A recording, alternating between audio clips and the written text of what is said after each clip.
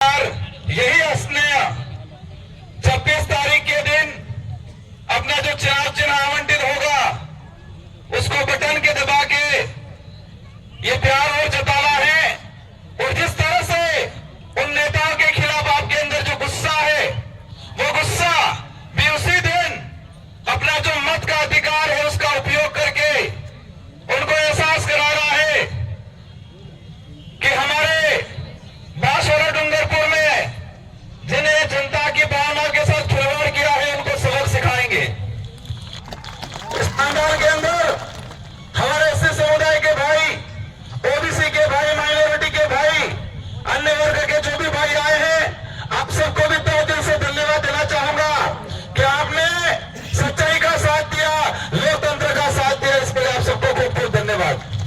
साथ ही आप सबको लगा होगा क्या कहीं हमारे कांग्रेस के पदाधिकारी, बीजेपी के भी कई कार्यकर्ता आए हैं, क्योंकि यहाँ की जनता को, यहाँ के कार्यकर्ताओं को पता चला है कि जिस नेता ने बांसवाड़ा डूंगरपुर की जनता को कांग्रेस के नाम से गुमराह करके, लोगों को पागल करके, डरा धमका के और आज बीजेपी में चला गया है, तो जनता समझ चुकी है उनके पीछे भागने वाली नहीं है। तो उन सारे कार्यकर्ताओं को भी धन्यवाद देना चाहूंगा कि आपने इस महान जो रैली आयोजन था उसमें समर्थन दिया, आपने साथ दिया। और मैं आशा करूंगा कि यही समर्थन, यही सहयोग वोटिंग में तब्दील हो और अवश्य डूंगरपुर बांसवाड़ा के अंदर एक ऐतिहासिक परिणाम आएगा और इतिहास रचा जाएगा। साथियों, बातें अनेक हैं। आज से हमारा कार्य शुरू होगा। लोग कहते हैं वो बहुत ताकतवर है, लोग ये भी कहते हैं बहुत पैसे वाले हैं, लेकिन ये देश पैसा और किसी व्यक्ति के ताकत से नहीं चलता। ये देश 18 साल की उम्र पूरी करने वाले प्रत्येक नागरिक से चलता है और उनके पास देश चलाने की चाबी है, जिसको हम वोट कहते हैं। मैं पुलिस प्रशासन के साथियों को भी धन्यवाद देना चाहूंगा। इस कार्यक्रम में आपका शानदार सहयोग रहा और उम्मीद करूंगा इसी तरह संविधान को मानते हुए, नियम कायदों को मानते हुए, किसी के साथ भेदभाव नहीं करे और लोकतंत्र को जीवित रखने में जो हमारी विचारधारा काम कर रही है, आप लोकतांत्रिक व्यवस्था को ध्यान में रखते हुए संविधान के अनुरूप इस बांसवाड़ा डूंगरपुर की जनता को साथ दे, यही हमारा सच्चा लोकतंत्र कहलाएगा।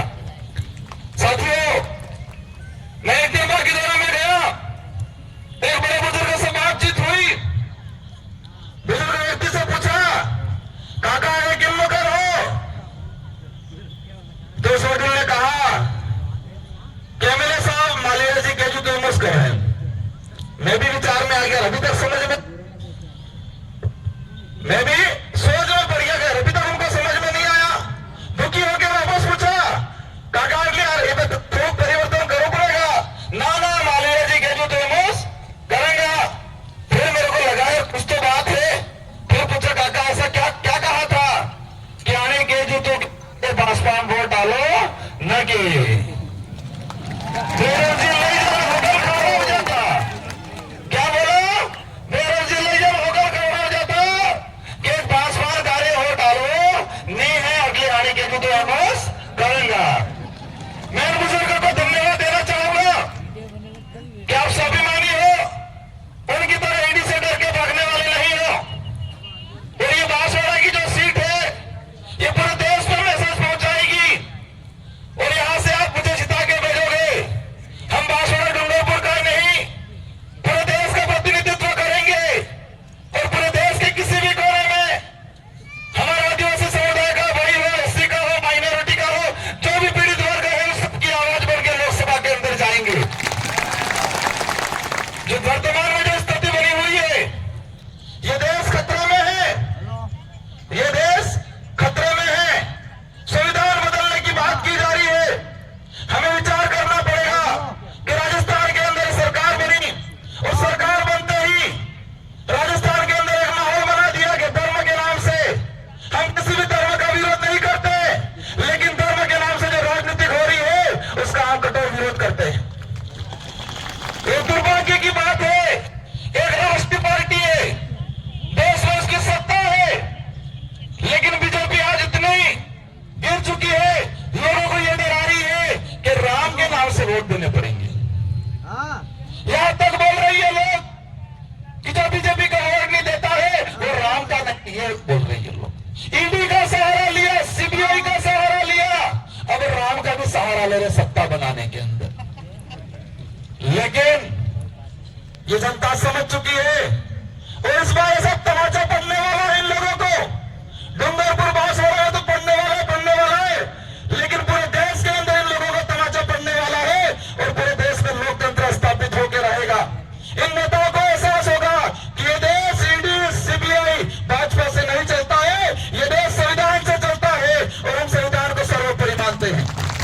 इसलिए मैं सारे वर्गों को कहना चाहूंगा, आपको बेवजह डराया जा रहा है, लेकिन आप इतना समझना कि जो व्यक्ति जिस कौम में पैदा हुआ उस कौम का नहीं हुआ, जो व्यक्ति जिस पार्टी में सरपंच से लगा के एमएलए एमपी मंत्री बना उस पार्टी का नहीं हुआ, वो व्यक्ति किसी का नहीं हो सकता है। मैं भाजपा के पदाधिकारियों को भी ऐसा कहना चाहूंगा।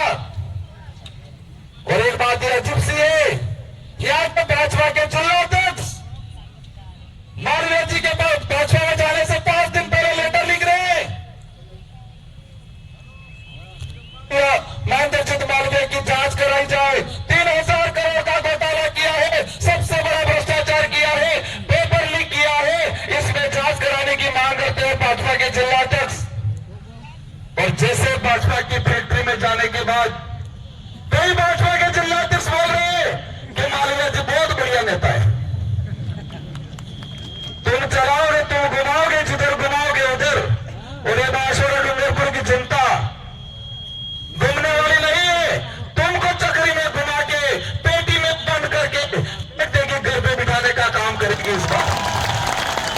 इसलिए आप सभी साथियों को, इनके पास हथियार है, जिस तरह से उनके वीडियो आ रहे, किसी को कह रहे सरकार बनते ही जेल डलवा देंगे,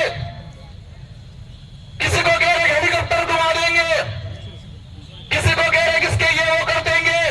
मैं इस मंच से कहता हूं कि हमें आपसे व्यक्तिगत दुश्मनी नहीं है, लेकिन तुमने समाज के साथ, इस क्षेत्र के प्रत्येक वर्ग के साथ जो धोखा किया है उसका बदला इस बार जरूर लेंगे। और हम भी दिखा देंगे कि देश के संविधान में ताकत है या भाजपा में ताकत है। ये लड़ाई, ये चुनाव, संविधान एक तरफ है और भाजपा एक तरफ है।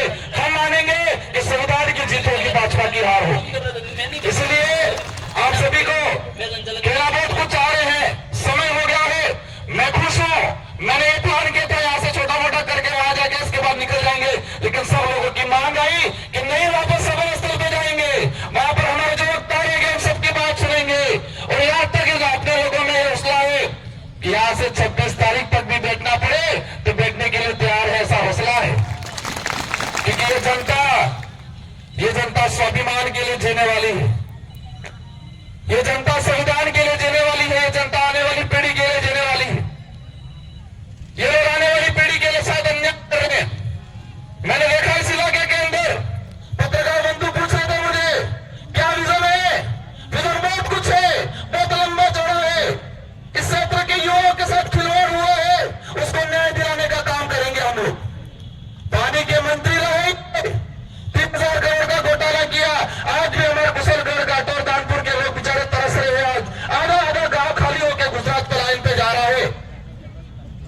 हम चाहेंगे कि आने वाले समय में माही और कटरा से, यहां से हाई कैनाल बना के जितने छोटे मोटे नाले हैं, जितने डैम हैं, उन सारे को रोटेट करने का काम करेंगे आने वाले समय के अंदर। मैं आज जो विधायक बनाया, जो मैं बोल रहा हूं,